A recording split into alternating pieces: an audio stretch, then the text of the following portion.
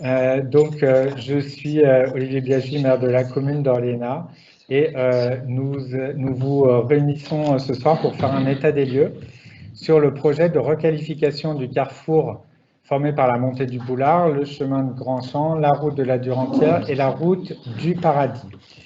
Vous êtes actuellement 43 personnes qui nous suivons et je vous en remercie. C'est très très important pour nous de partager au fur et à mesure de l'étude et de l'avancement de l'étude, de partager où nous en sommes sur cette étude-là et de recueillir vos questions, vos propositions. Et pour cela, vu que nous sommes contraints avec la pandémie, nous n'avons pas pu faire une réunion publique en présentiel. C'est pour cela que nous la faisons par cet intermédiaire de visioconférence. Donc, nous avons prévu une visio d'à peu près 1 heure. Essayez de rester, on va essayer de ne pas être ennuyeux et que vous puissiez rester avec nous jusqu'au bout. C'est interactif, alors certes, ce n'est pas comme si vous étiez en face de nous, mais par contre, vous avez la possibilité de poser des questions. Donc, vous avez l'image, maintenant, vous avez le son, et vous avez sur la droite de votre écran la possibilité de poser des questions. Nous collecterons toutes ces questions et en fonction des chapitres de la présentation, nous prendrons un espace, le temps nécessaire pour pouvoir répondre aux questions. Donc, autour de la table, nous avons des personnes qui collectent et qui récupèrent les questions et donc qui feront une synthèse s'il y a plusieurs questions identiques. Nous allons vous présenter des diapositives pour illustrer les propos. Si c'est un peu petit à la lecture, n'hésitez pas à mettre plein écran. C'est la petite flèche que vous avez en bas à droite de l'écran qui vous permettront d'avoir les diapositives un peu plus gros et un peu plus lisibles. Voilà pour les points techniques. Sur le projet lui-même, il faut savoir que la compétence voirie, puisque c'est un projet de voirie, même si c'est sur les aménagements piétons également et la sécurisation, la compétence voirie est déléguée à la COPAMO, la communauté de communes du Pays Mornantais. Et dans ce cadre-là, en fait, c'est la COPAMO qui suit le projet et qui finance le projet avec une participation de la commune également sous forme de fonds de concours.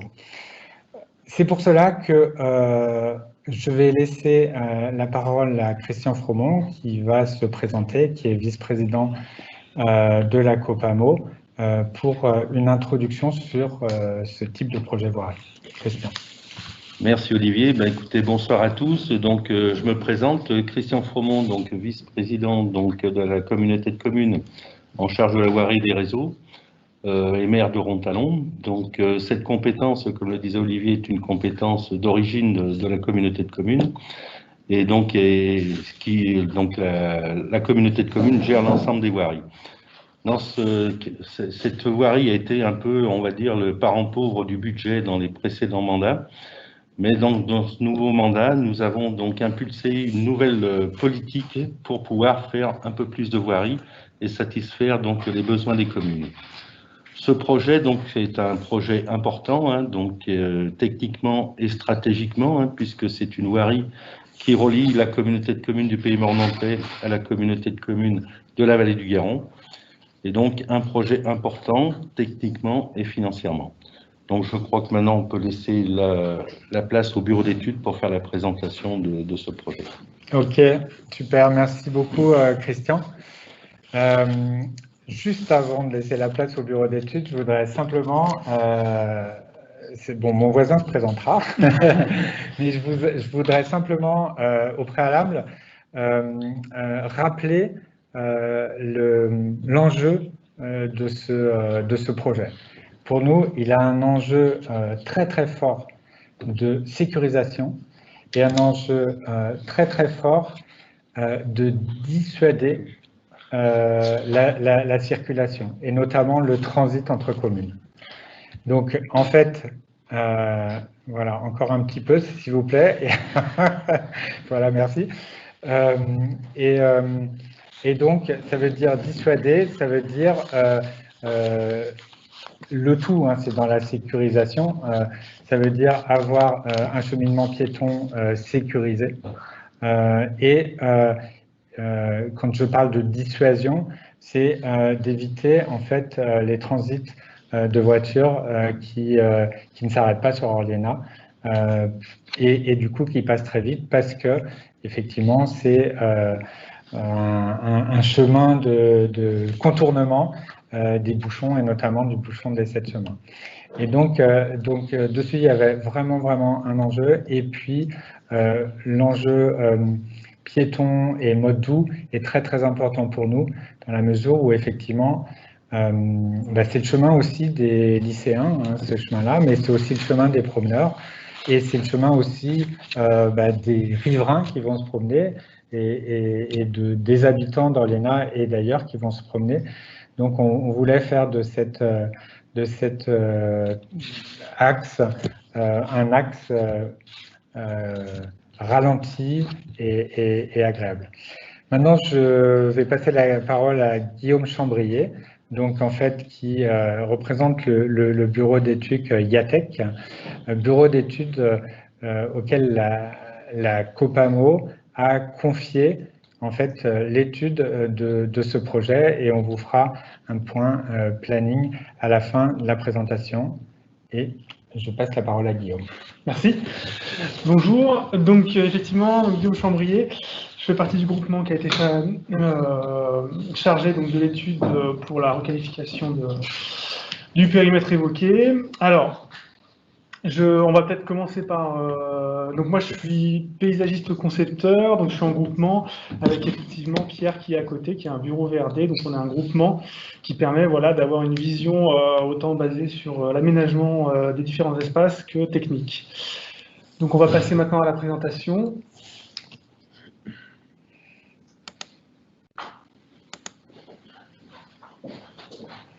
C'est bon. Donc, je vous incite à passer en plein écran. Donc, on va commencer donc, avec le sommaire. La présentation se déroulera en 4 temps.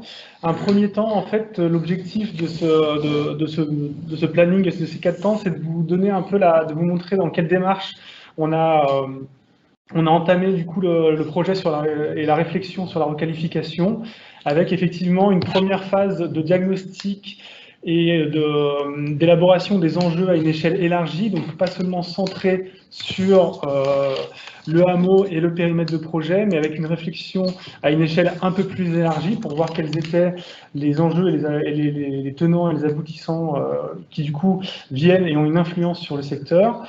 Ensuite, on vous présentera du coup le diagnostic et les enjeux à l'échelle du hameau, donc plus restreint, vraiment à l'échelle sur le périmètre concerné par le projet qu'on va vous présenter. Et ensuite, donc du coup, à partir, comme en fait on l'a fait durant notre étude, à partir de ces éléments de diagnostic, sur quelles hypothèses nous sommes partis pour, et à partir de quels points d'éléments, en fait, nous avons construit les hypothèses d'aménagement. Et puis enfin, on terminera la présentation avec un point sur l'avancement de l'étude et puis le planning, la présentation du planning, donc depuis l'étude jusqu'au début des travaux. Si je ne me trompe pas, on aura un temps d'arrêt normalement après le diagnostic pour avoir un premier échange sur si vous avez d'éventuelles questions ou remarques à faire sur les éléments de diagnostic.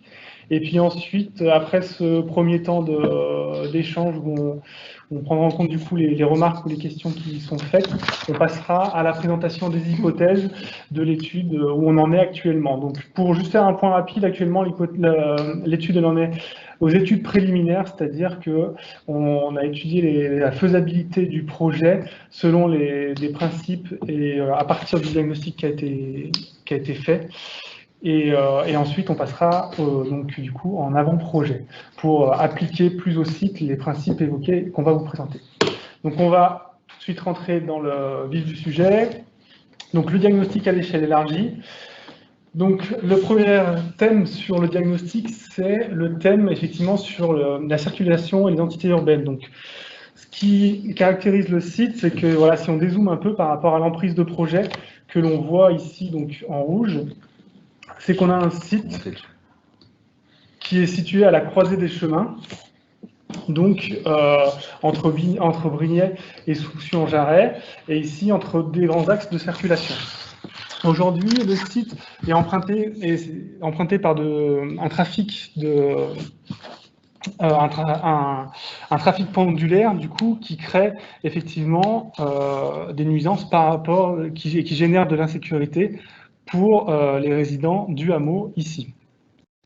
Et on voit ici, donc cette carte, elle représente effectivement ce que vous devez sûrement connaître, donc les grands axes qui sont implantés autour du site, et puis ici, on voit les éléments qui permettent justement la traversée, et donc du coup de chanter ces deux grands axes au nord et au sud.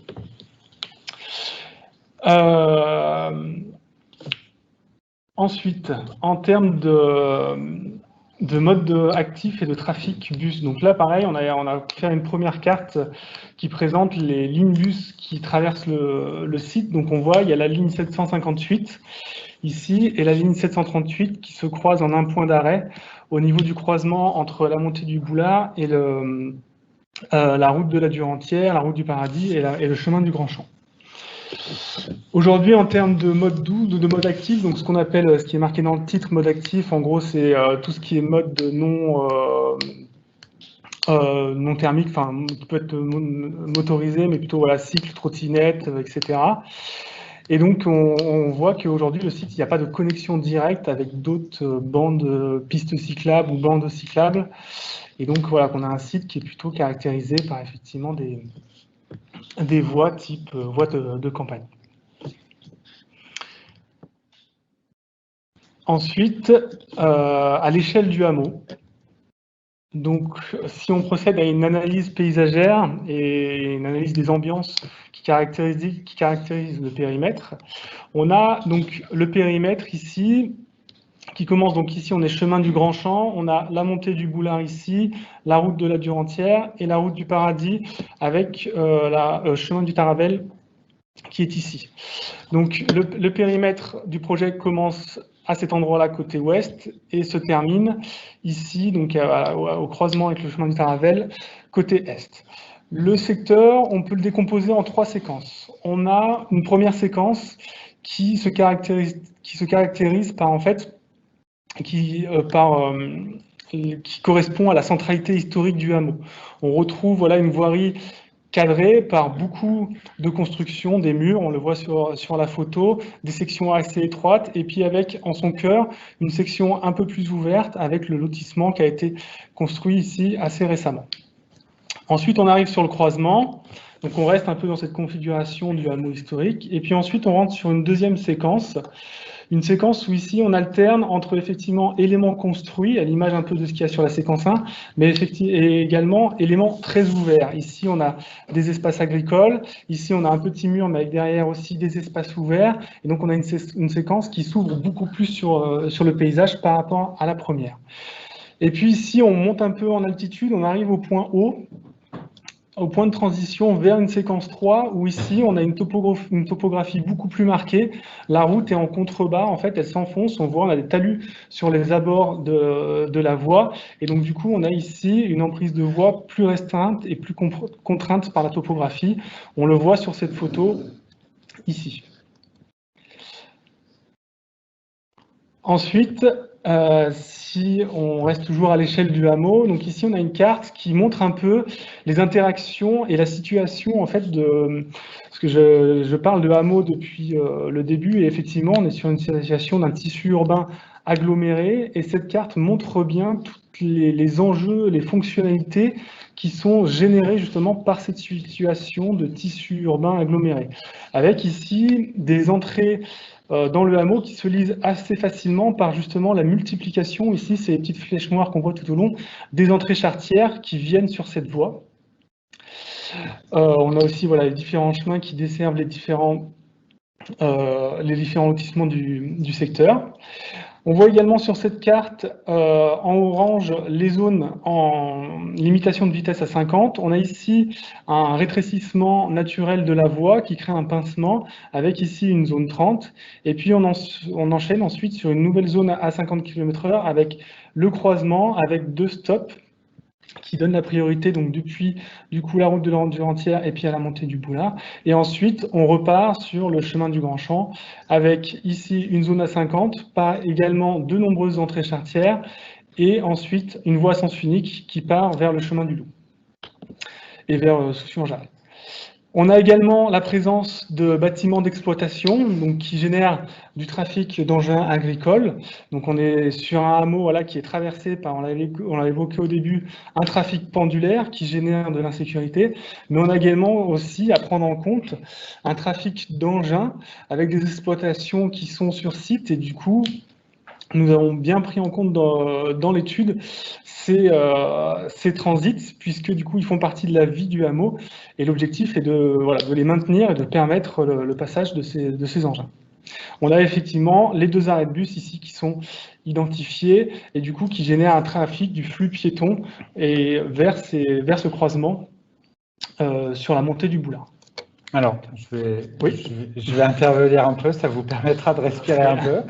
Parce que là, vous dites beaucoup de choses en peu de temps et peut-être que tout le monde ne voit pas bien derrière son écran. Donc, en fait, on présente ce graphique, effectivement, vous l'avez eu sur plusieurs diapositives, qui représente bien le périmètre du projet et ça donne une bonne idée du périmètre du projet. Simplement, moi, ce que je voulais rajouter, donc on revoit là également les 3 phases, hein, la phase Grand Champ, la phase début du paradis et fin du paradis, on va dire. Et ce que vous avez en vert, là, vous l'avez souligné, mais je le ressouligne, c'est en fait que ce hameau correspond à une agglomération, ce qui n'était pas forcément visible jusqu'alors. C'est-à-dire une agglomération, c'est-à-dire que dans ce hameau-là, vous aurez des panneaux d'entrée d'agglomération. Donc en fait, maintenant, quand on sera au paradis, on saura qu'on est à Orléans, ce qui n'était pas le cas avant. C'est-à-dire que ces endroits, ces dessins verts là, c'est en gros le panneau d'entrée dans l'agglomération, puisque une agglomération, c'est une définition précise sur effectivement une zone d'habitation consécutif. Et du coup, ça permet de le traiter comme une agglomération. Et si je dis ça, c'est par rapport, effectivement, vous êtes des riverains, vous habitez là et vous habitez à Orléans, puisque Orléans, il n'y a pas que le centre-bourg. Et ça, je le dis souvent parce que on l'entend souvent en disant « Ah, mais le centre, vous nous oubliez ». Non, on ne vous oublie pas. Et non seulement on ne vous oublie pas, mais on va bien marquer que vous êtes à Orléans. Et l'autre point que vous allez sans doute aborder par la suite, c'est sur le fait qu'on peut traiter cette voie comme une voie en agglomération. Ce qui est différent d'une route. On n'est pas sur une route où on passe à 70, on est sur une agglomération où on passe à 50 ou à 30. Exactement. Effectivement, parce que le fait d'être en agglomération permet de caractériser les voies et effectivement de mettre en place des aménagements qui justement permettent la sécurisation et l'apaisement de la circulation. Ce qui n'est pas forcément le cas si effectivement on est sur des routes type route de campagne. Voilà, on est arrivé à la fin du diagnostic. On va peut-être faire un petit point au niveau des éventuelles remarques et questions éventuelles. Alors pour l'instant, nous n'avons pas de questions. Donc les seules questions que nous avions, c'était des questions techniques de connexion ou de son. Mais visiblement, tout est résolu a priori. Donc n'hésitez pas si vous avez des questions. On va continuer la session et même si c'est des questions de diagnostic que vient de présenter Guillaume, bien sûr, on pourra revenir sur ces points-là, puisque après on va passer aux hypothèses. Donc, à partir de cette analyse, on a travaillé sur les hypothèses d'aménagement, avec une synthèse un peu des enjeux à partir du diagnostic à mettre en place sur le secteur.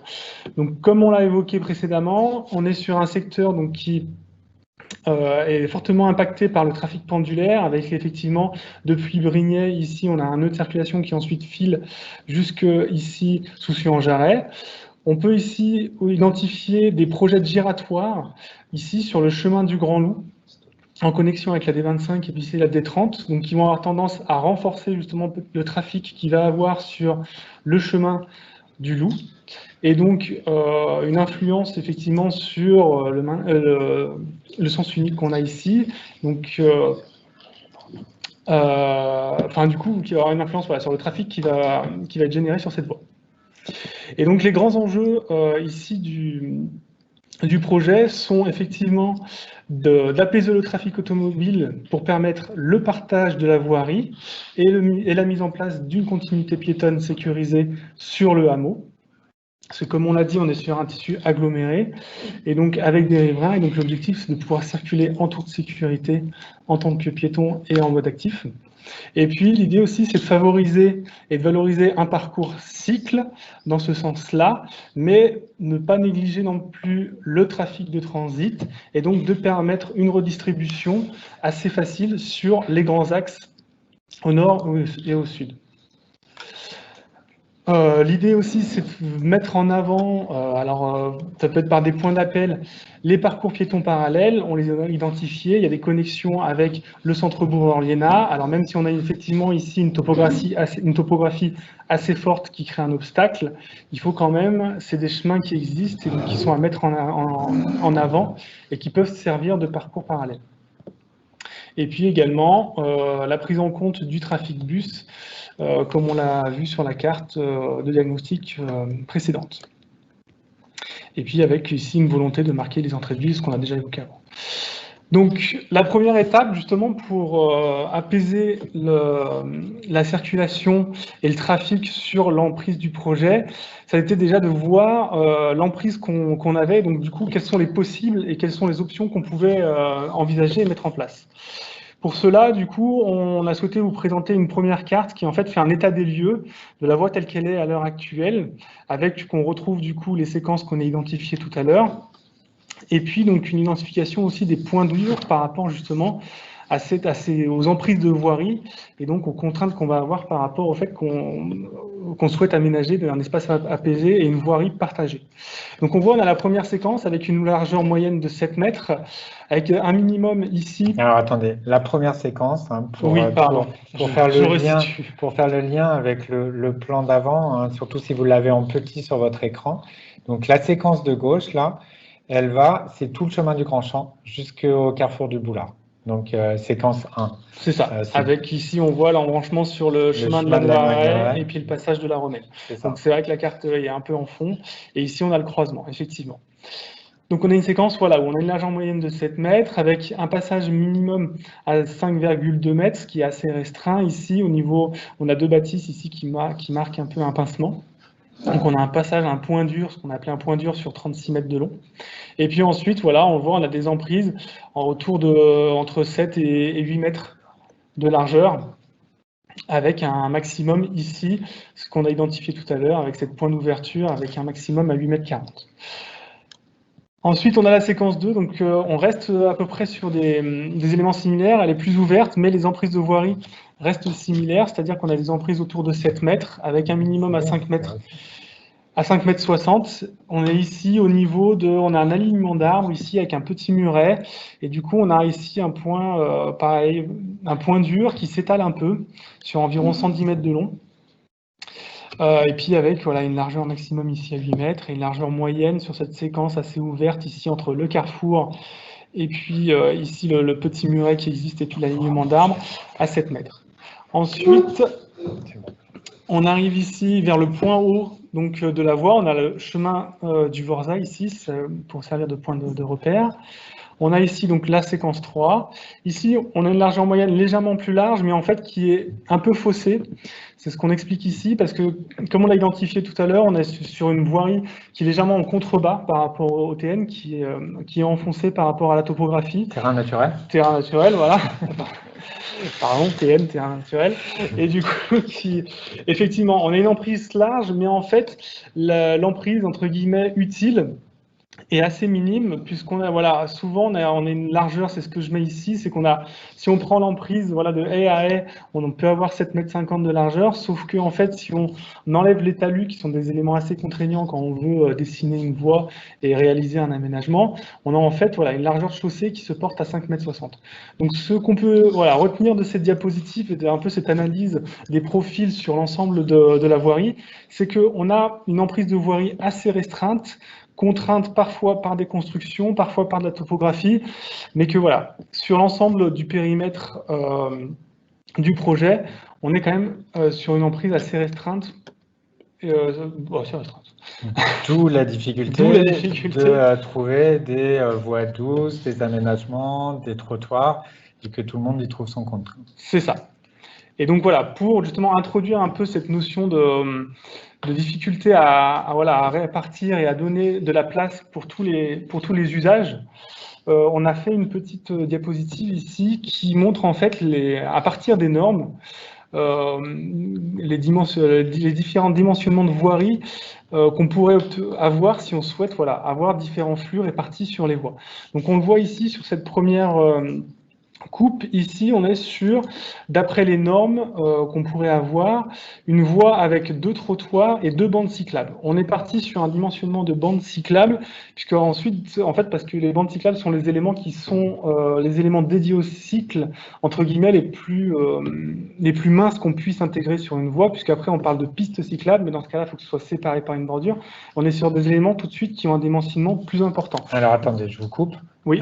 Donc là, dans ces schémas-là que vous êtes en train d'expliquer, c'est les largeurs nécessaires pour avoir toutes ces bandes. En aucun cas, effectivement, on n'est pas en train de présenter le projet, je suis en train de vous présenter, entre guillemets, les dimensionnements, voilà, minimum que donnent les normes pour pouvoir avoir pour avoir une répartition des flux avec chacun, entre guillemets, son espace dédié. C'est ça. Donc là, voilà, c'est du dimensionnement, c'est pour que vous ayez en fait les largeurs nécessaires pour construire ce type de voie. Mais on n'est pas effectivement sur la présentation du projet en tant que tel. C'est plus pour que vous ayez en tête, voilà, qu'est-ce qui est nécessaire d'avoir comme largeur de voie pour mettre en place ces éléments-là. Donc on voit ici, première coupe de principe, deux bandes cyclables avec 2 trottoirs. On est en gros sur une largeur à peu près de 10,50 m, 11 m. Si on réduit, donc on cherche à réduire pour pouvoir rentrer dans les en gros 7,50 m, 8 m de moyenne de l'emprise du projet, et ben on peut décider d'enlever un trottoir. Donc on voit ici, on enlève un trottoir, on garde les 2 bandes cyclables, chacune une direction, on est toujours à 9,30 m, donc on est toujours au-dessus de la largeur moyenne du projet. Si ensuite on enlève les bandes cyclables, qu'on a donc du coup une voirie à 5,50 m et 2 trottoirs, on est à 8,30 m, donc on commence à rentrer dans les dimensionnements du projet, mais on est toujours plus large que les largeurs moyennes du site qui sont autour de 7 m, 7,50 m.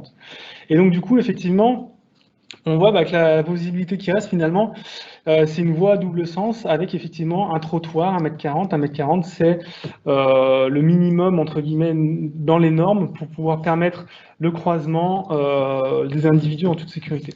Et donc, du coup, ça peut tenir. Ça peut tenir, voilà. Et on peut même avoir à certains endroits un peu plus. Exactement, voilà. Donc, on voit ici que ce minimum-là donne un profil à 6,90 m. Donc, on est dans ce qui peut tenir. Donc, ces 2 profils sont dans ce qui peuvent tenir sur le projet. Et ensuite, on peut jouer sur des élargissements plus ou moins importants en fonction de l'adaptation qu'on va pouvoir faire sur le site. Donc, en partant de ce postulat, de ces éléments, en fait, on constate qu'il y a une volonté de valoriser les cycles. Donc, comment on peut valoriser les cycles quand on n'a pas l'emprise pour le faire? L'idée ici, en fait, c'est d'apaiser la circulation pour mettre en avant le partage de la voirie. C'est-à-dire que les cycles vont partager effectivement avec les véhicules motorisés la voirie, et l'idée, c'est d'apaiser le trafic pour justement permettre ce partage et avoir une sécurité. Et puis, avec cela, l'idée sur le projet, ça a été la mise en place d'un trottoir sur toute la longueur du projet pour favoriser une continuité piétonne sécurisée sur l'ensemble du périmètre depuis l'entrée dans l'agglomération, enfin l'entrée ou sortie, ça dépend d'où on vient, mais du coup depuis les 2 points d'entrée dans l'agglomération.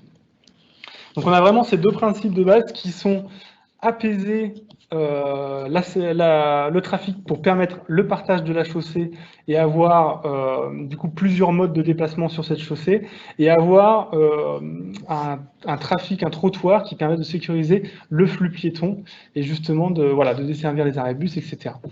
Et du coup, pour cela, on va avoir en fait des éléments qui vont permettre de marquer dans l'agglomération, donc déjà l'entrée dans l'agglomération, donc déjà d'avoir une première, visuellement, d'avoir quelque chose qui fait, montre du coup qu'on change de contexte par rapport à une route de campagne, c'est ce qu'on disait, et avoir peut-être un premier effet sur le ralentissement. Et ensuite, on est quand même conscient que c'est pas juste le fait de marquer une entrée dans une agglomération ou avoir un panneau qui fait ralentir les gens. Et donc l'idée, c'est de multiplier les aménagements ponctuels, donc c'est des aménagements, pour parler simplement, qui vont permettre le ralentissement, et en fait avoir justement des zones, entre guillemets, on peut appeler ça des zones de roulement, d'accélération assez faibles, et du coup justement avoir cette circulation apaisée pour avoir finalement une zone 30 où on peut avoir, voilà, à partir du moment où on est à 30 km/h, on considère que la voirie, dans une largeur de 5,50 m, peut être partagée par les différents modes qui souhaitent la pratiquer, que ce soit cycle ou véhicule motorisé. On va plutôt appeler ça des zones de roulement plutôt que d'accélération, parce Exactement. que justement, le but, c'est d'en mettre de façon assez fréquente pour que les voitures n'aient pas le temps de réaccélérer. C'est ça, voilà. Donc c'est ce qu'on voit, on va multiplier les points d'aménagement ponctuels justement pour avoir ces zones de roulement. Et puis, voilà. Donc, on passe à la présentation. Donc, on va maintenant passer à une présentation séquence par séquence. Là, on a présenté un peu les enjeux à l'échelle de tout le périmètre d'aménagement. Et maintenant, on va zoomer un peu sur chaque séquence pour que vous puissiez appréhender plus précisément les aménagements qui vont être faits sur ces séquences. Donc, sachant qu'on a une logique globale qui reste sur toujours ces mêmes principes d'aménagement qui sont apaiser la circulation pour permettre le partage de la voirie et avoir une continuité piétonne sur toute la longueur du projet. C'est ce qu'on a appliqué pour l'ensemble des 3 séquences. Ok, je voulais juste dire qu'en haut à droite, mais peut-être que vous ne voyez pas très bien, mais on voit l'intégralité des 3 séquences et du projet. Et là, on voit bien que l'on est dans la séquence 1, la séquence qui concerne le chemin du Grand Champ. Donc voilà, donc pour situer les points de repère, effectivement, on a le chemin de la Noiret, ici avec le croisement, le lotissement, et puis ici le croisement avec la route de l'Ordure-Entière, la montée du Boulard, et puis ici les 2 arrêts bus.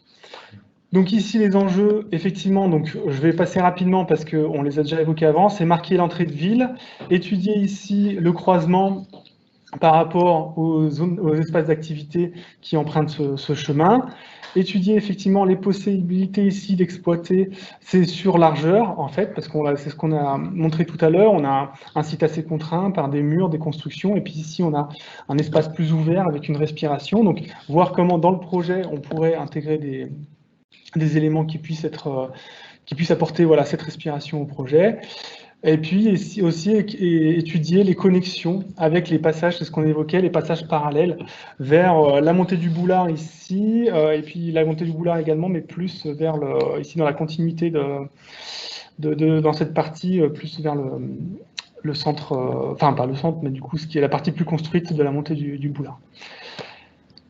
Donc, les hypothèses d'aménagement, en partant de ce qu'on s'est dit ici, c'est effectivement donc marquer l'entrée de ville avec des éléments visuels, changement de revêtement, mise en place de bordures, qui permettent déjà de changer par rapport à une route, qu'on va appeler une route de campagne. Ici, marquer l'entrée de ville dans une situation plus urbaine, donc avec une voie, une chaussée marquée par des bordures, et puis ici, un changement de revêtement. Ensuite, on a Je rappelle juste, excusez-moi, je rappelle juste que là, il y a un sens. Voilà, donc c'est vrai que... Donc, c'est pas une entrée. C'est une sortie, c'est vrai que c'est une sortie. Mais c'est dans l'idée de marquer ces changements de rythme, oui. Ces changements on passe d'une route d'agglomération à une route de campagne. Ici, du coup, on a le début du trottoir qui vient du coup chercher du coup les entrées des résidences ici qui marquent la fin du coup du hameau. On a le début du trottoir qui ensuite, on voit ici cette succession de différents points d'aménagement ponctuel avec cette idée de ralentir le trafic. On en a 2 ici, avec un ici qui vient se coupler avec ici un rétrécissement, un pincement de chaussée naturel, qui existe en fait avec les constructions existantes. Donc on a le trottoir ici qui est implanté côté nord et qui vient faire la continuité. On a du coup ici la mise en place de plateaux avec des traversées qui permettent la connexion justement et créer des appels vers la montée du boulard et puis les fameux cheminements parallèles. Et puis du coup ici, voilà, on a une différence de niveau qui permet justement de ralentir la circulation. Ensuite, on a du coup, on redescend, et puis on a un deuxième plateau. Ici, voilà, on vient rythmer avec cette succession d'aménagements ponctuels. Et puis ici, en fait, on met aussi également un plateau pour créer ces connexions. Ici, on met en place ces aménagements ponctuels. Ils sont mis parce qu'ils permettent de marquer un croisement, de faire des appels. On a choisi ces lieux parce qu'ils correspondent à des croisements. Ils ne sont pas là par hasard, en fait. Ils viennent marquer un événement et ils s'accrochent à ce qui existe sur le site. Et voilà, et mettre en valeur et permettre de sécuriser des intersections. Et puis ensuite, on arrive du coup sur le croisement, où ici, on retrouve une mise en place de plateau, où on conservera vraisemblablement la situation qui est actuelle, avec ici un stop, donc depuis la route du Paradis, et puis un stop ici, effectivement, depuis le chemin du Grand Champ. Et puis voilà, avec ce plateau qui viendra, pareil, par cette différence de niveau, permettre de ralentir et apaiser le trafic. On parle de plateau, ici l'intérêt aussi c'est que dans les aménagements qui permettent en fait d'apaiser et de freiner le trafic, ça fait partie des éléments ponctuels d'aménagement qui sont le plus favorables, que ce soit pour les véhicules et pour les cycles également. Parce que du coup, effectivement, on a une différence de niveau, donc ça fait un obstacle à franchir, mais comme on a un plateau derrière une petite distance, on n'est pas sur quelque chose comme ça qui rebondit, qui est un peu désagréable, on est sur quelque chose de légèrement plus doux et qui dans les aménagements est ce qui permet le mieux ce fameux partage de la voirie. Avant de passer à la séquence 2, donc ce qu'il faut retenir, hein, et si ce n'est pas très très précis sur votre plan, c'est qu'il y a un trottoir tout le long, hein, qui est un trait marron le long de la voie. Et puis, comme vous l'avez dit, pour répondre au grand principe de ralentir de façon régulière les voitures, donc des obstacles. Et là, on en a 3. Plus un petit, là c'est un petit obstacle le dernier en sortie, ou c'est juste pour marquer alors ça c'est toujours pareil, on est en phase d'études préliminaires, donc on va dire que chaque aménagement n'est pas forcément encore défini, mais du coup on verra en fonction de peut-être effectivement des remarques qu'on va avoir, etc. On pourra... Celui-là n'aurait d'intérêt que d'éviter une accélération trop forte à la sortie une fois qu'on se dessort ce plateau, voilà, on a un autre élément visuel qui permet de rester dans cette séquence, comme on disait, d'agglomération. Et puis on aura ce bordurage. Et aussi, ce qu'on n'a pas précisé, c'est que l'idée ici, on est sur un aménagement où on reste un peu sur les coupes de principe qu'on a évoquées tout à l'heure, c'est-à-dire que quand on a une voie, on a des bus qui passent quand même ici. Donc l'idée, c'est de rester sur une voie dimensionnée autour de 5,50 m. C'est juste que ça permet un flux à double sens. On n'est pas sur des dimensions maximum, assez sécurisées. Et l'idée aussi, c'est de permettre d'avoir des espaces un peu libres sur les côtés pour intégrer des éléments techniques comme les poteaux qui sont existants, la gestion des eaux avec des fossés, etc. Donc on va essayer de maintenir quand même, on va pas imperméabiliser l'entièreté de la largeur de l'emprise qu'on a. On va essayer aussi de valoriser des espaces verts qui vont être sous forme de bandes plus ou moins larges sur les abords. Ça fait partie aussi des principes un peu d'aménagement. Alors, on ne va pas passer tout de suite à la séquence 2. On va faire une toute petite pause parce que vous avez vu apparaître à ma droite quelqu'un qui ne s'est pas présenté, mais qui travaille derrière, qui collecte les questions. Et donc, les questions sont arrivées et ça permet de faire la pause qu'on avait prévue juste avant. On va la faire maintenant. Et ça permet, je vous laisse vous présenter et puis pouvoir énoncer et puis potentiellement répondre aux questions. Oui, tout à fait. Merci beaucoup. Donc Pierre Fallon du réseau d'études IATEC, donc en charge avec Guillaume Chambrier donc de l'étude, et moi je me porte plus à la base sur le volet plus technique. Actuellement vous êtes 58 participants, hein, donc toujours nombreux, en augmentation, donc on voit l'implication des riverains. Les questions sont arrivées donc sur la partie de diagnostic, avec qui peuvent être catégorisés en trois items. Donc une petite précision concernant le diagnostic et la carto qui a été montrée, Guillaume. Sur les 3 points rouges, on a une question qui nous a été posée qui nous demande de préciser de quoi s'agit-il. Les 3 points rouges du diag, je pense que c'est avant. Ici et ben, le problème, c'est que j'ai pas de précision complémentaire, mais je pense que c'est ça. Alors, si c'est sur cette carte, ici, c'est les stops, en fait, c'est les stops existants.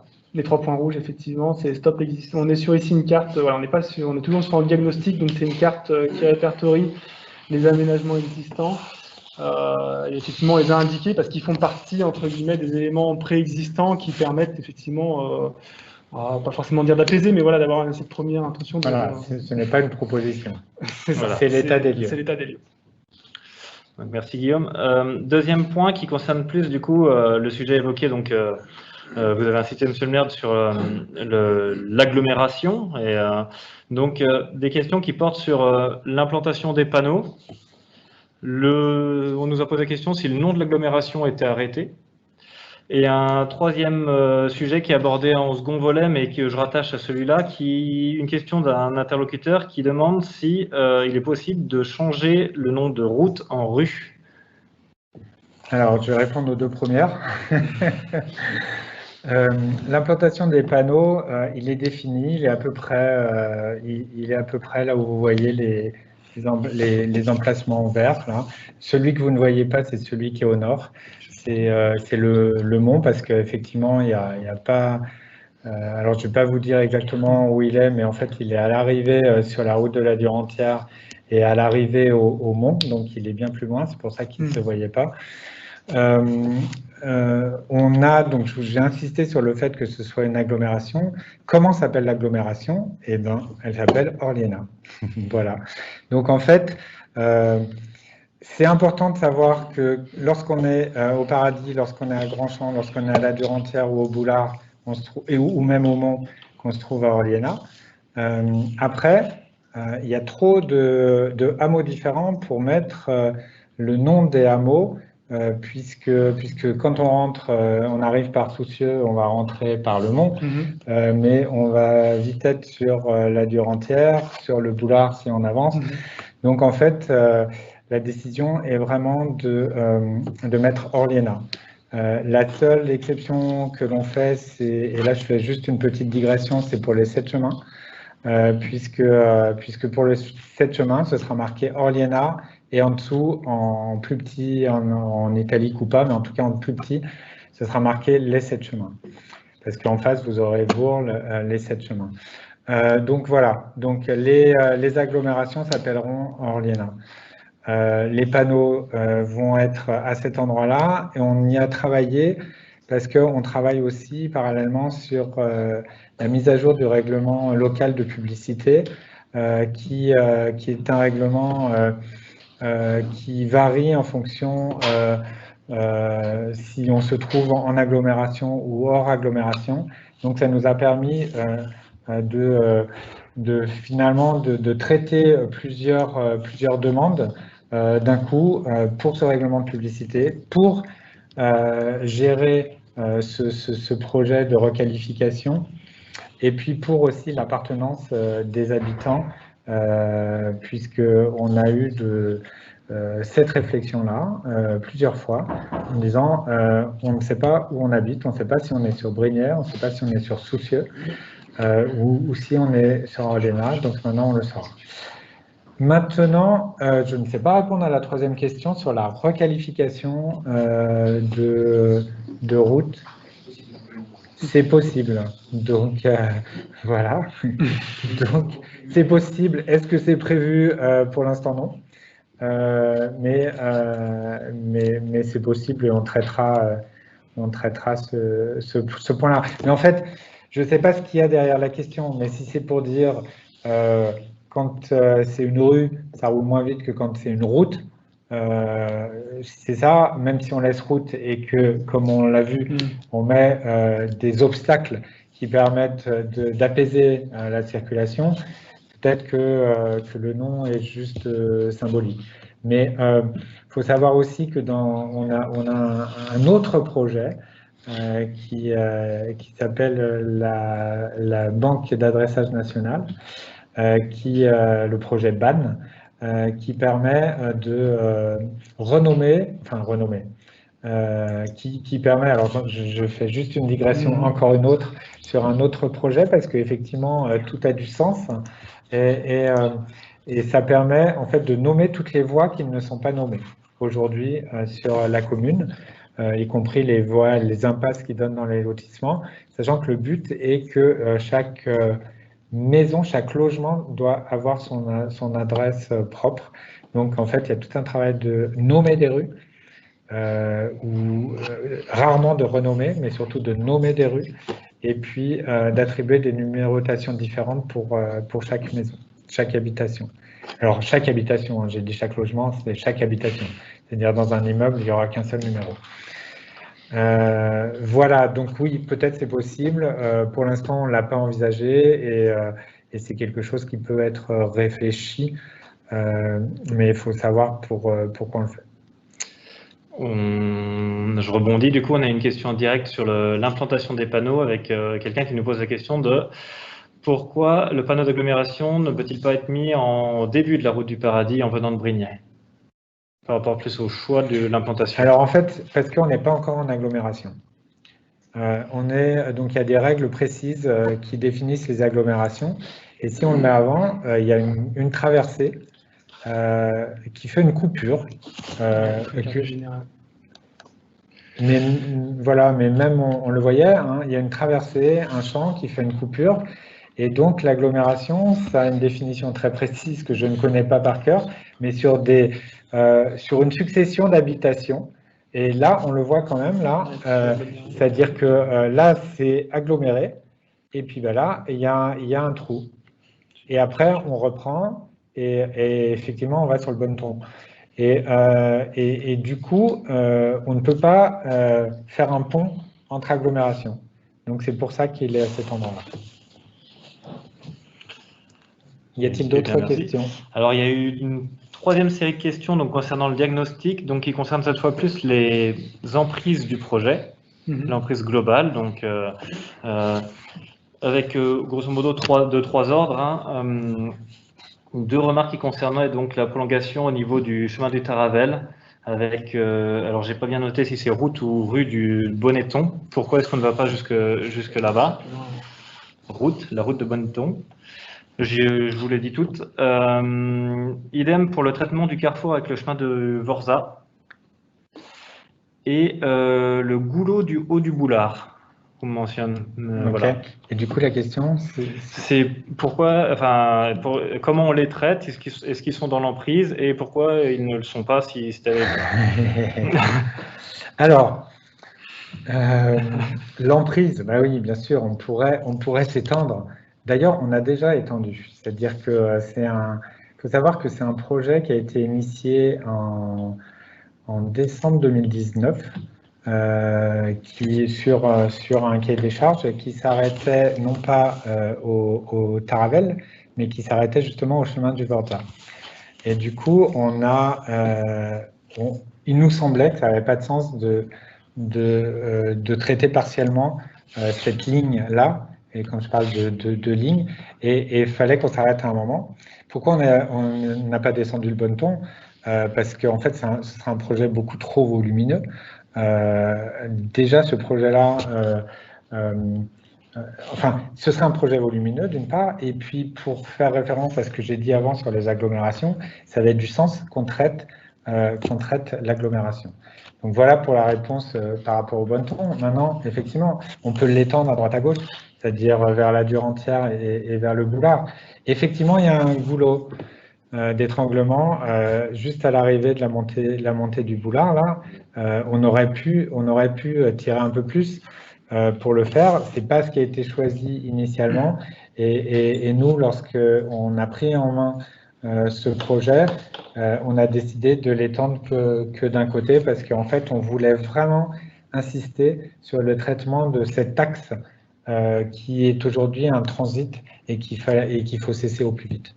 Maintenant, voilà, on va vous parler un peu de finances. C'est un projet qui coûte extrêmement cher et qu'il est forcément contraint à un moment donné et toutes les autres améliorations. Il y a une attente sur cet axe-là depuis très très longtemps. Il y a une vraie attente côté Grand Champ et notamment sur cette voirie qui ne ressemble plus à une voirie. Du coup, voilà, on traite les choses une par une, mais il y a un moment, il faut bien définir des périmètres. Y a-t-il d'autres questions? Et ben ensuite, on a des questions qui concernent plus du coup le volet du coup des hypothèses. Des hypothèses, donc on va peut-être reprendre. Voilà. Peut-être sauf une, si vous voulez bien, parce qu'il y en a une qui est assez récurrente et peut-être qu'on peut la déminer tout de suite. En fait, on a eu pas mal de questions justement où on nous demande de préciser ce qui est entendu par l'aménagement ponctuel. Voilà, parce qu'il y a des questions sur qu'est-ce qu'un plateau, est-ce que c'est le plateau des dodanes, qu'est-ce qui est entendu, est-ce que c'est clairement défini à ce stade, voilà. Alors voilà, justement, on a choisi ce terme d'aménagement ponctuel justement parce que c'est ce qu'on expliquait au début, c'est qu'on on aura un planning à la fin, vous aurez un planning qui vous expliquera exactement où on en est dans la phase d'étude. Et puis, mais du coup, comme je l'expliquais au début, on est en phase d'études préliminaires, donc c'est une phase où voilà, on essaye de prendre tous les éléments du site, d'absorber voilà toutes les données. Et on prédimensionne le projet, mais on n'est pas encore effectivement dans sa définition précise. Et donc c'est pour ça que on a cette volonté de mettre en place des aménagements ponctuels. On a des idées, on voit qu'il y a des endroits où on sent que ça va être des plateaux, parce que comme je l'expliquais, les plateaux ont une forme de cohérence, parce qu'ils permettent de marquer des intersections, faire des appels par rapport à d'autres voies. Et sur d'autres aménagements, on peut avoir différents choix pour justement apaiser la circulation. Et ça, c'est dans la phase AVP dans laquelle on n'est pas encore rentré, dans laquelle on va rentrer suite à cette présentation. Et donc c'est là où justement AVP avant projet, pardon, effectivement. Et c'est là où justement on va rentrer plus dans le détail et dans le dimensionnement précis et dans le choix justement du type d'aménagement qu'on va mettre en place. Donc effectivement, on a parlé de plateau sur des endroits où on pressent que c'est quand même l'aménagement qui semble convenir le mieux. Après, de temps en temps, voilà, on parle d'aménagement ponctuel puisque effectivement, c'est pas encore défini et que mais ça va venir effectivement. Merci Guillaume. Peut-être du coup, continuez à nous poser vos questions. Je les note, je les intègre, mais là, on va peut-être reprendre la suite avec la définition des hypothèses sur les séquences 2 et 3 et on refera un tour après de questions-réponses. Voilà, j'avais dit que ça durerait 1 heure, ça va durer un peu plus, mais c'est important qu'on prenne le temps de répondre à vos questions. Ceci dit, on a commencé avec nos problèmes techniques, on a commencé 10 bonnes minutes en retard, donc nous sommes à 50 minutes. Très bien.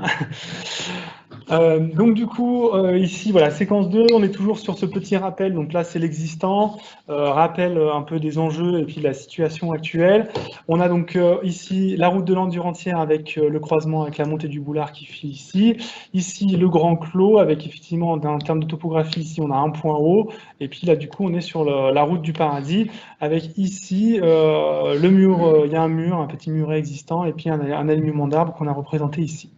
Ici, sur cette séquence, donc on a toujours cette volonté, comme je l'expliquais, de marquer une continuité piétonne sur toute la longueur. Ici, on a aussi la volonté de maintenir l'accès. Voilà, on a un espace ouvert, c'est ce qu'on expliquait. Cette séquence est caractérisée parce qu'elle est plus ouverte que les autres. Elle donne sur des champs, donc maintenir l'accès à ces champs. Et puis, ce qui caractérise aussi cette séquence, c'est qu'on a un emplacement réservé sur toute la longueur. Donc l'emplacement réservé, il est sur une largeur de 3 mètres, si je ne me trompe pas, actuellement. Mais du coup, l'idée, voilà, c'est qu'on puisse se servir de cette ouverture pour aller chercher et justement donner du confort et aménager cette voie, permettre voilà, aux différents modes d'avoir cette circulation et ce flux apaisé sur cette longueur. Alors, qu'est-ce qu'un emplacement réservé? Je vais vous en parler 1 minute. C'est peut-être clair pour beaucoup d'entre vous, mais lorsqu'on définit le plan local d'urbanisme, le PLU, en fait, on fait de la prospective et on définit comment seront utilisées ces voies, comment seront utilisés ces terrains, ces parcelles, etc. Et donc là, au moment du PLU, donc le PLU qui a été réalisé et mis en application en 2017 avec une petite modification en 2019, mais qui ne concerne pas ces emplacements réservés. Ce PLU a prévu a donné en tout cas la possibilité, un jour ou l'autre, lorsqu'il y a des travaux, de pouvoir utiliser une bande de terrain donc, qui a été mise en emplacement réservé, c'est-à-dire que c'est du terrain privé. Donc le PLU dit, ben, sur cette parcelle privée, on estime qu'on aura besoin de 3 mètres pour faire un aménagement mode doux, pour faire un trottoir, pour agrandir la route. Voilà, en tout cas, le jour où il y aura un projet, on pourra utiliser cet espace-là pour pouvoir avoir quelque chose de plus confortable que ce qu'on a aujourd'hui, puisque en fait, lorsque Guillaume vous a montré les différentes contraintes par rapport à la largeur et une moyenne qui fait à peu près 7 mètres, on voit qu'on peut mettre juste une voie et un trottoir. Donc en fait, c'est compliqué d'avoir, comme on le souhaite, un vrai espace sécurisé. Donc sur cette zone-là, donc moyennant les discussions avec les propriétaires, bien sûr, puisque en fait c'est une bande du coup qui passerait sur le territoire collectif, hein, pour tout le monde, le territoire de la commune. Et du coup, l'apport de cette bande va permettre en fait de pouvoir avoir un projet qui puisse répondre aux besoins que nous avons évoqués avant. Donc voilà, donc pour les propriétaires qui sont concernés par cet emplacement réservé, que nous avons déjà pour la plupart conversé avec eux, nous les rencontrerons par la suite, assez rapidement d'ailleurs, pour pouvoir discuter avec eux, pour pouvoir acquérir cette bande-là afin de réaliser ces aménagements. C'est ça. Voilà. Et puis, donc, on voit, dernière petite précision sur cette carte, des éléments en bleu qui sont en fait des petites précisions sur ici, on a des éléments de gestion des eaux de pluie, on a de l'eau de pluie donc, qui s'accumule, etc. On a des petites problématiques par rapport à ça. Et l'idée, voilà, c'est dans la réalisation du projet, de bien les prendre en compte. Le projet également, c'est on répartit l'usage, on retravaille les différents emplacements et la répartition des différents usages sur l'espace disponible, mais on fait également un travail sur les réseaux, la gestion des eaux de pluie. Et donc, voilà, on a bien en tête ces éléments problématiques et ils seront pris en compte dans le développement du projet. Ici, donc, voilà comment se formalisent les intentions et l'hypothèse d'aménagement. Donc, comme on l'a évoqué, on a cette fameuse continuité piétonne qui part du carrefour et qui, du coup, se met sur l'emplacement réservé, voilà, pour offrir une bande qui est mise à distance de la route par une bande plantée, le long ici qu'on voit en vert. Donc, on part ici sur cette première section. On a traversé la route. Hein. Voilà, on a de l'autre côté, effectivement, elle était de l'autre côté. Oui, voilà, alors je l'ai expliqué, je pars d'abord sur la continuité piétonne et ensuite je vais expliquer ce qui se passe au nord. Donc on implante voilà, côté sud, donc sur l'emplacement réservé, donc on souhaite profiter voilà, de cet espace qu'on peut utiliser. Donc on met en place ce cheminement qui est avec un confort où on se place de l'autre à distance de la voie avec cette bande plantée. Et puis ici il y a un choix qui est fait, alors qui du coup va un peu plus loin que l'emplacement réservé qu'on peut avoir, mais ça c'est toujours pareil, il y a des discussions à mettre en place.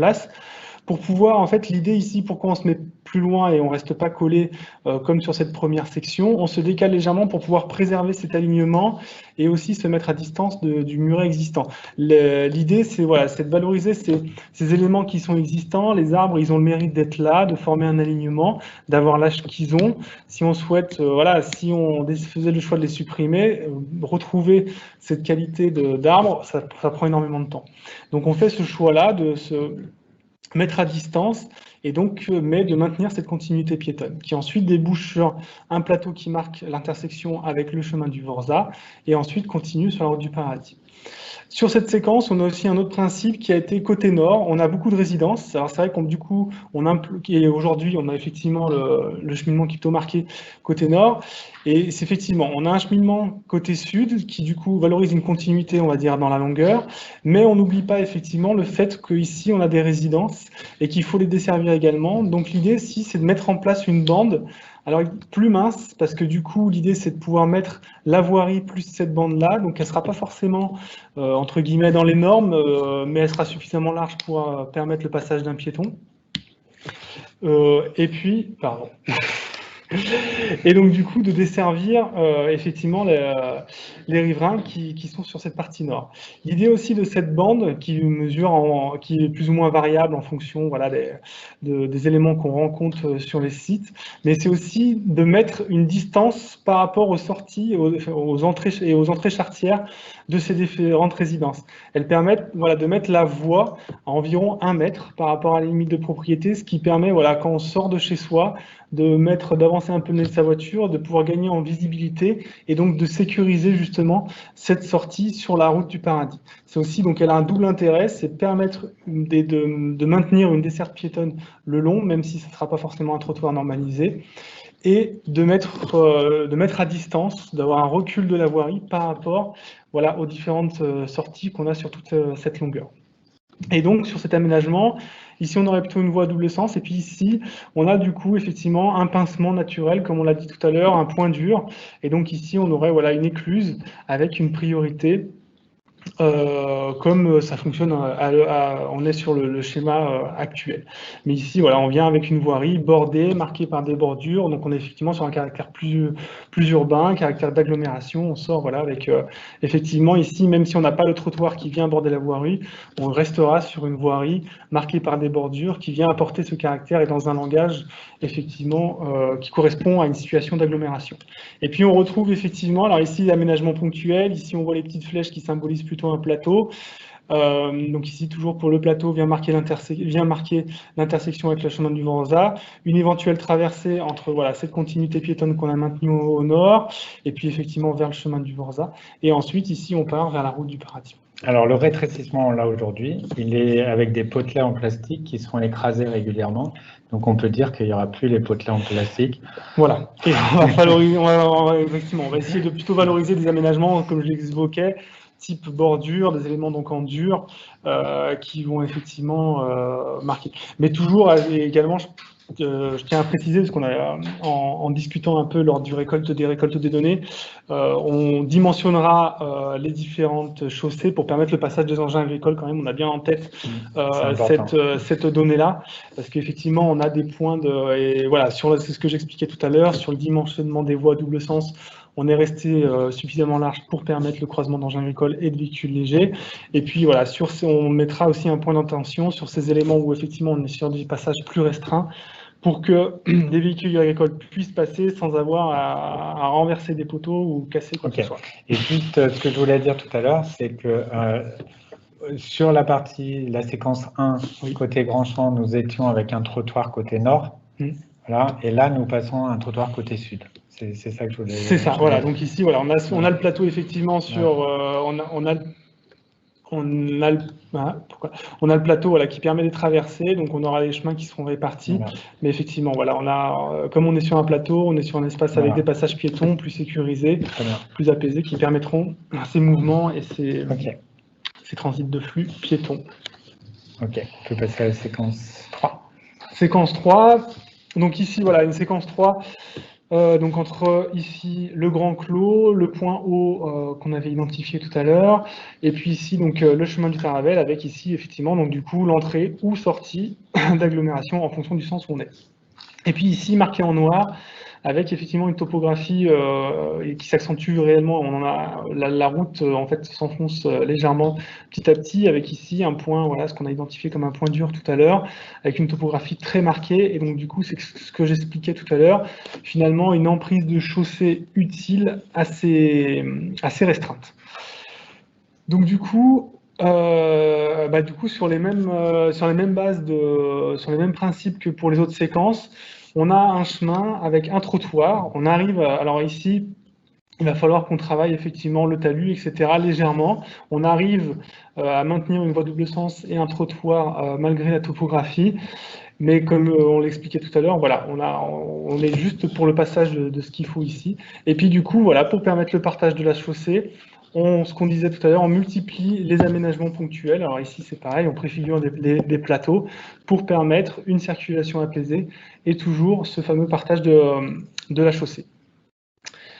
Ici, toujours pareil, sur les mêmes intentions, les plateaux viennent marquer des intersections ou des appels vers des parcours parallèles, piétons, qui seront utilisés. Ici, c'est pareil, on a choisi de maintenir le trottoir côté sud, puisqu'on a une continuité ensuite quand on sort de l'agglomération. Aujourd'hui, on a, alors par un simple marquage au sol, mais on a cette continuité qui existe, et donc du coup, on a souhaité s'inscrire dans cette continuité, et puis garder, éviter justement des traversées supplémentaires et et valoriser cette continuité piétonne sur le linéaire.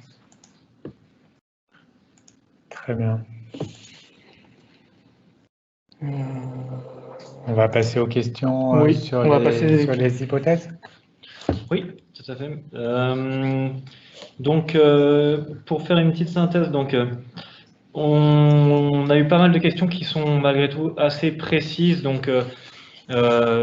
Ayez bien en tête que les éléments qui vous sont présentés ici, c'est des intentions d'aménagement.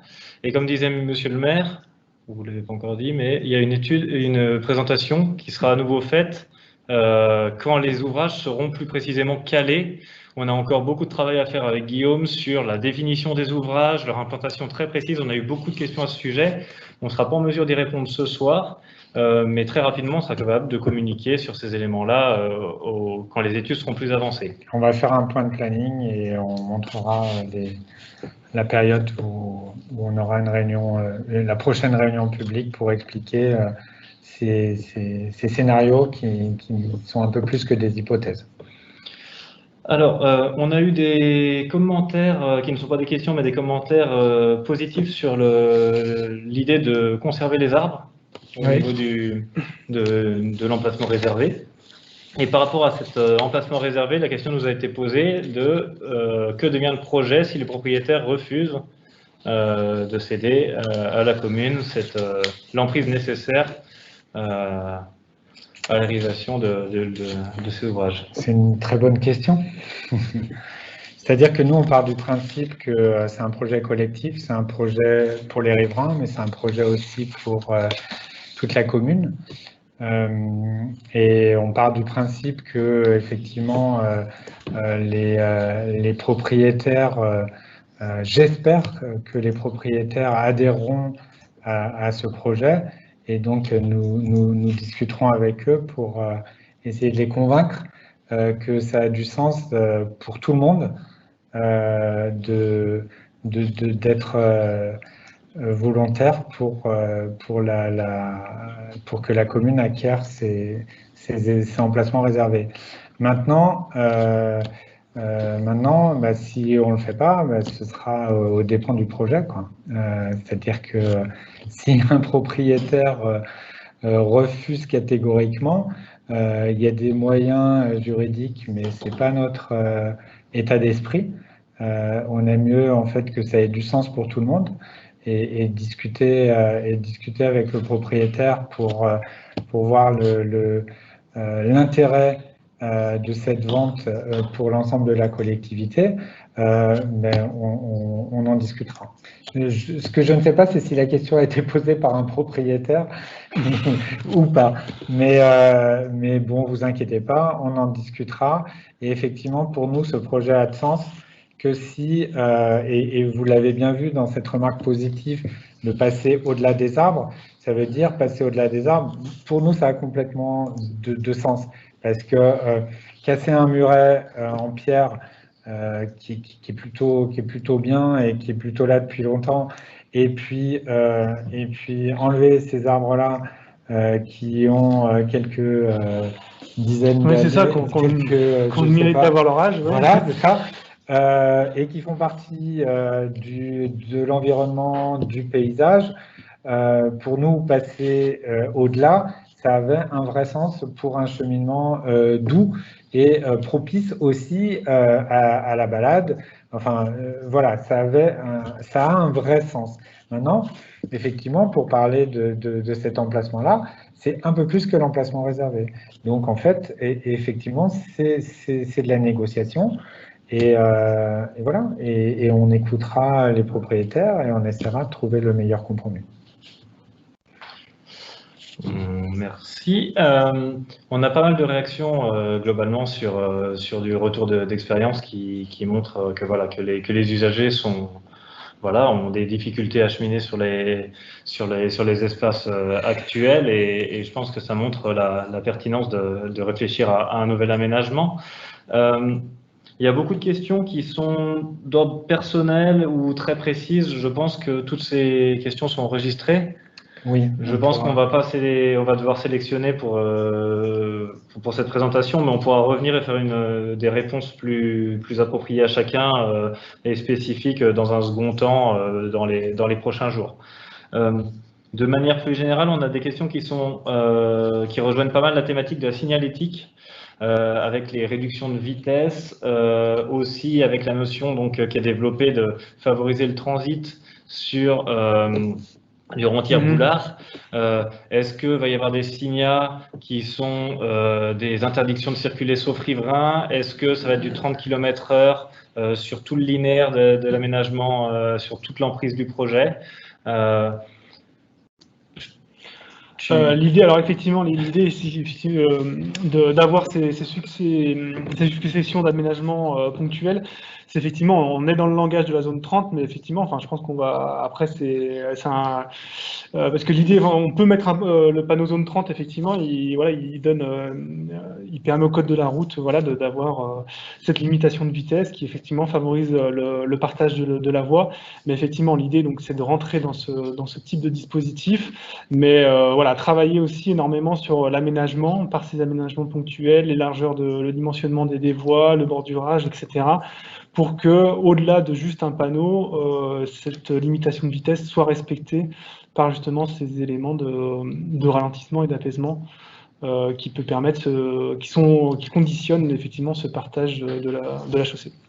On n'est pas rentré dans ce détail, savoir si on mettait en zone 30, enfin même avec vous, on n'est oui, pas rentré dans ce détail-là. C'est une idée, mais en tout cas, on a tout à fait le pouvoir de le faire.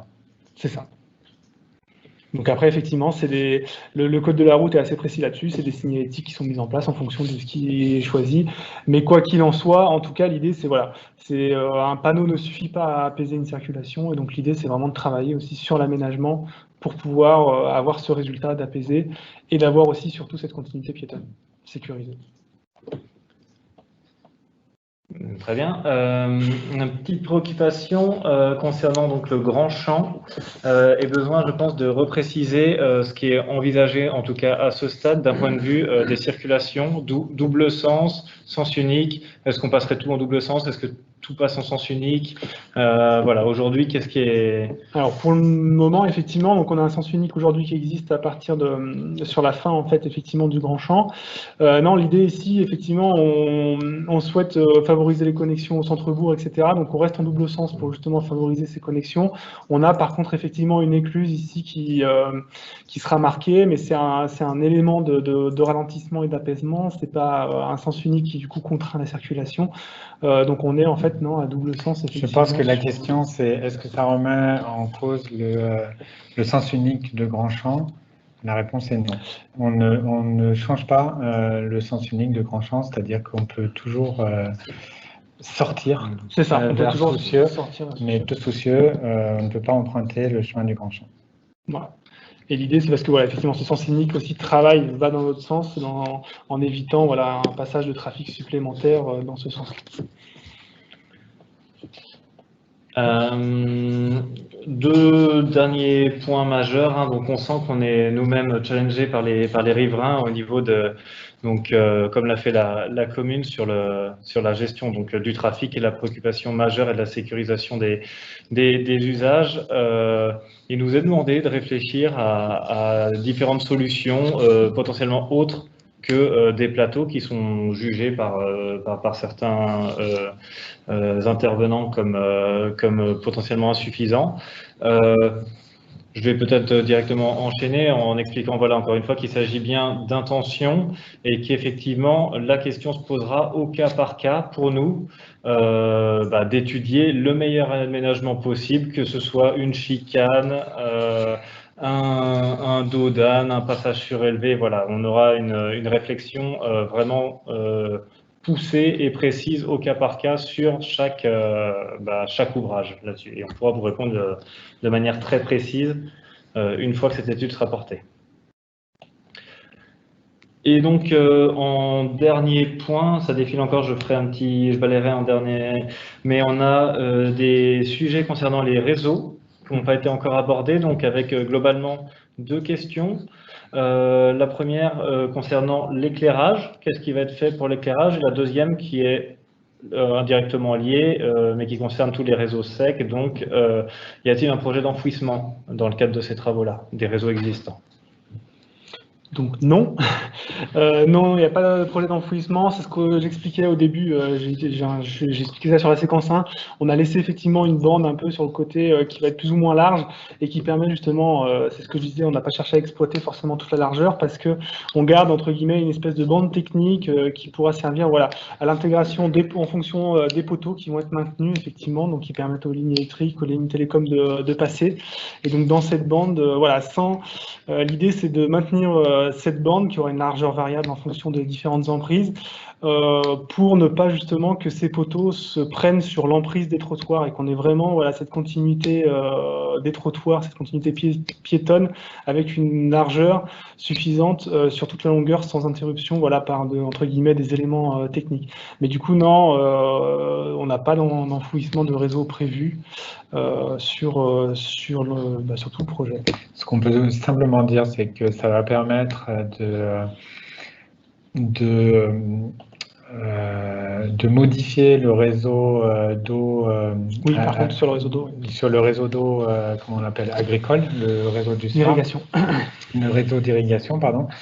Et donc, ça va permettre. Aujourd'hui, le réseau qui s'arrête au début de Grand Champ, ça va permettre de le faire arriver jusqu'au carrefour du Boulard, et même un peu plus loin d'ailleurs, puisqu'il va traverser, il vient jusqu'à la première parcelle de l'autre côté du carrefour. Ce qui permettra aussi, et je le dis en passant, si les riverains sont à l'écoute, aux particuliers de se connecter sur ce réseau tout le long du chemin du Grand Champ, s'ils le souhaitent. Ensuite, la question de l'électricité, oui. On va revoir l'éclairage, pardon, pas l'électricité. On va revoir l'éclairage, tant sur la partie piétonne lorsqu'elle s'éloigne un peu de la route que sur la route. Donc en fait, on a fait une étude avec le CIDER, qui est le syndicat d'électricité auquel on adhère, qui nous fait une étude d'éclairement, puisque en fait l'éclairage actuel il est absolument pas régulier. Donc en fait, on a des zones complètement noires, complètement sombres, et des zones bien éclairées. Donc on va essayer de répartir en utilisant au maximum l'existant, mais de répartir. Donc ça veut dire rajouter quelques poteaux pour pouvoir avoir un éclairage régulier pour l'ensemble du périmètre, y compris la partie, encore une fois, la partie piétonne. Donc il y a un travail aussi sur l'éclairage. Est-ce qu'il y a d'autres questions? Il y en a eu beaucoup d'autres, comme je disais, je pense qu'on y répondra au cas par cas. Bon, globalement, ce qu'il en ressort, c'est qu'il y a une vraie crainte, il y a nos riverains donc, vos riverains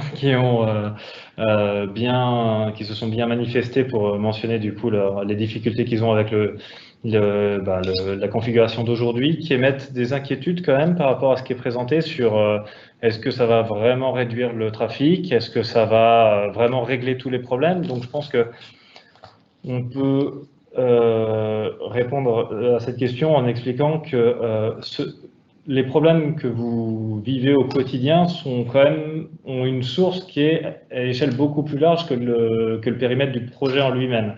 Donc nous nous sommes attachés à travailler sur un projet qui ne va en aucun cas favoriser le transit et du coup va amplifier les désordres qui sont constatés.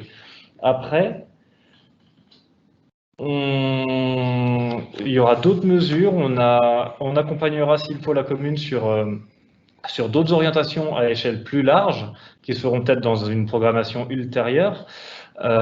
Mais ce projet-là, voilà, aujourd'hui, ce qu'il faut que vous ayez en tête, c'est ça, c'est que c'est un projet qui ne résoudra pas tout, mais qui devrait quand même, avec l'ensemble des obstacles qu'on envisage de mettre, les orientations qui sont définies, raisonnablement, on est assez confiant sur le fait que ça devrait quand même générer de vrais changements pour vous au quotidien. Voilà. C'est sûr. C'est sûr. De toute façon, ce sera forcément mieux. Après, moi, je parlais de dissuasion, hein. L'idée, c'est quand même, je reprends ce que je disais en introduction, hein, c'est de permettre de dissuader les gens qui vont vers Soucieux et qui veulent éviter les 7 chemins de passer par cet axe-là. Voilà, si on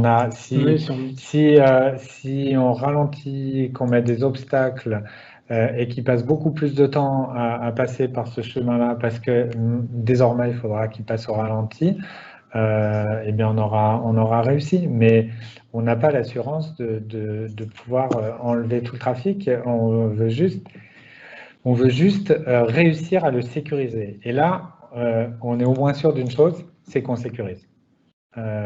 Mais on n'est pas sûr d'éliminer tout le trafic, ça c'est sûr. Mais on va le sécuriser, donc on aura au moins répondu à ça, et ça permet aussi, quand on se promène, ça permet aussi aux piétons d'avoir un cadre qui est quand même bien différent, avec à côté un trafic apaisé. Alors juste, quand vous disiez on va répondre au cas par cas, on a la liste des questions qui ont été posées, par contre on n'a pas le nom des gens qui posent les questions. Il y a peut-être des gens qui sont en anonyme. Certains se sont manifestés et d'autres en anonyme. Et donc c'est pas sûr qu'on puisse envoyer à tout le monde, mais par contre on pourra faire une synthèse des questions posées avec les réponses que l'on mettra à disposition. Y a-t-il d'autres questions ? Il y en a une dernière qui pourrait, je pense, intéresser tout le monde, c'est concernant cette présentation-là. Elle sera donc mise, je réponds directement, donc il est prévu par la commune qu'elle soit mise en ligne sur le site de la commune dans les prochains jours pour que vous puissiez la reparcourir et vous l'approprier. Et très très important pour bien la voir en gros et bien voir, bien sûr, hein, elle va être disponible sur le site internet sans problème. L'idée, c'est vraiment celle-là, c'est de répondre à toutes vos questions. Alors, on prend un peu plus de temps, mais encore une fois, c'est important. Et c'est important, et effectivement, vous appropriez ce projet. Et n'hésitez pas à revenir vers nous si vous avez des remarques une fois que vous aurez étudié toute cette présentation. Et enfin, les dernières questions, donc je pense rejoignent du coup les derniers sujets donc, de cette présentation-là. Donc c'est les arrêts de bus et la planification, le démarrage des travaux. Très bien. Bon enchaînement. Bravo. Du coup, effectivement, donc réflexion sur les arrêts de bus. Alors, ce qu'on voit, voilà, à l'heure actuelle, on est en discussion. Donc, c'est le Citral qui gère les voies qui passent effectivement par le site à l'heure actuelle et qui gère effectivement l'implantation des arrêts. Donc, nous, dans l'idée, on a demandé, voilà, quelles sont eux leurs chartes d'aménagement, qu'est-ce qu'on doit prendre en compte pour pouvoir, voilà, avoir une réflexion sur l'éventuel repositionnement et le réaménagement de ces quai-bus. Donc, vous les voyez ici. Aujourd'hui, donc, ils sont implantés donc, à la sortie du croisement et puis à cet endroit également. Donc, l'idée aujourd'hui, c'est qu'on voit en fait que normalement, si on veut respecter effectivement la charte du Citral, on doit avoir un quai pour qu'il soit normalisé qui doit faire 2,40 m de large avec une rotation d'1,50 m pour permettre en fait la descente d'une personne à mobilité réduite. Et donc on voit ici, si on prend un profil actuel, on a donc la coupe qui est réalisée ici, à peu près donc au niveau de l'arrêt existant. On a une largeur, voilà, entre limite entre limites visibles de 7,54 m. Et donc effectivement, si on veut mettre une chaussée de 5,50 m plus 2,40 m, on est à 7,90 m. Donc on voit qu'en fait on sort de ce profil. Donc l'idée, ça va être de rentrer en discussion avec le Citral pour pouvoir proposer des aménagements et des implantations peut-être différentes. On voit ici ce point vert. L'idée, ça serait peut-être ici de valoriser cet espace où on est en fait entre ces deux croisements. On a une largeur plus importante et donc on pourrait déplacer l'arrêt pour pouvoir justement aménager ici un quai, qui du coup répondrait à cette charte, et puis ici du coup avoir plus qu'un seul arrêt au lieu des deux, et puis sortir justement de cet arrêt qui est quand même aussi à la sortie du croisement, qui n'est pas forcément entre guillemets sécurisé, et donc pouvoir se donner de l'espace sur la montée du boulard pour pouvoir placer voilà, un second arrêt qui prennent en compte, ou que soit en tout cas trouver un compromis avec le Citral pour pouvoir avoir un emplacement et un quai qui soit plus confortable et répondre à cette charte. Donc ça, c'est des discussions qu'on met en place avec le Citral pour pouvoir faire ce choix-là, final.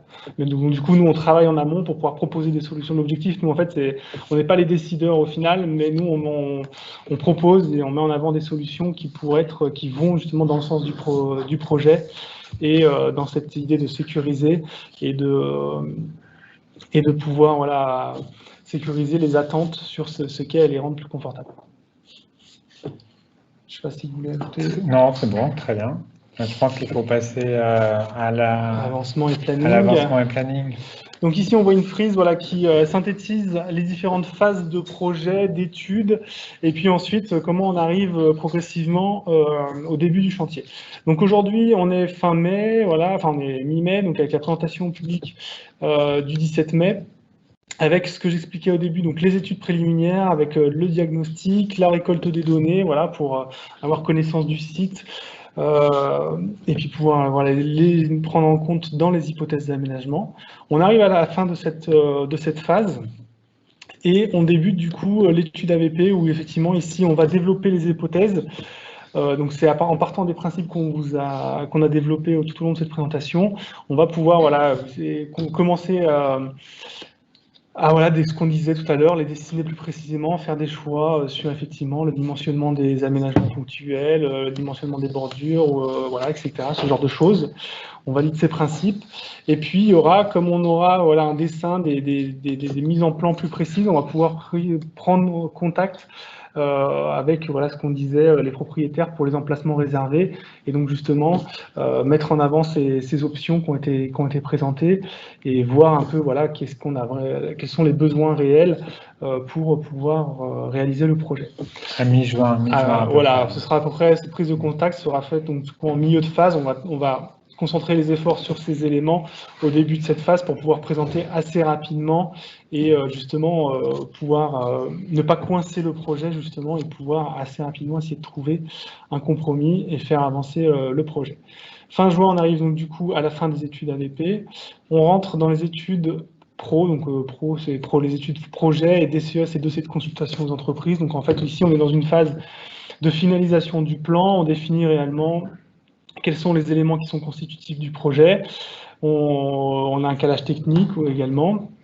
Et puis, du coup, le projet ici sera justement assez avancé et on profitera de cet avancement pour faire une nouvelle présentation publique mi-septembre où justement, ici, on viendra avec non plus seulement des hypothèses, mais réellement des plans d'aménagement du projet, et on pourra justement présenter les solutions techniques qui ont été adoptées pour sécuriser justement la traversée du hameau. Ces deux phases, donc du coup, qui sont recentrées en une seule phase, mais puisqu'elles sont assez, nous amènent mi-septembre 2021, où ensuite, du coup, on a tous les éléments pour pouvoir consulter les entreprises qui vont réaliser les travaux. Donc, on a une phase de consultation des entreprises. Donc là, on va analyser les différentes offres qui vont revenir. Et puis ensuite, suite à cette analyse des offres, on a voilà, une phase de préparation de chantier où en fait effectivement le chantier, les entreprises ont été sélectionnées, on sait qui va réaliser les travaux, mais on a une première phase de préparation, c'est-à-dire que l'entreprise prenne en charge le dossier, l'étudie, font ce qu'on appelle les plans d'exécution, et puis ensuite on aura le début de chantier, donc qui est prévu pour fin mai 2021. Fin 2021, pardon. Donc, ce qui veut dire, par rapport au chantier, parce que ça peut être une question aussi, c'est que un début de chantier qui commence fin 2021, donc en fait, ça veut dire essayons quand même de démarrer les travaux, si tout se passe bien comme ça, mais vous voyez que c'est quand même un planning au mieux. C'est ça, on est au mieux. Voilà, donc l'idée, ce serait quand même de démarrer les travaux fin 2021, si tout se passe bien, comme on l'a vu avant, et si on a obtenu satisfaction en termes d'emplacement réservé, ce qui nous permet d'avoir notre zone de projet. Du coup, les travaux se dérouleront sur 2022.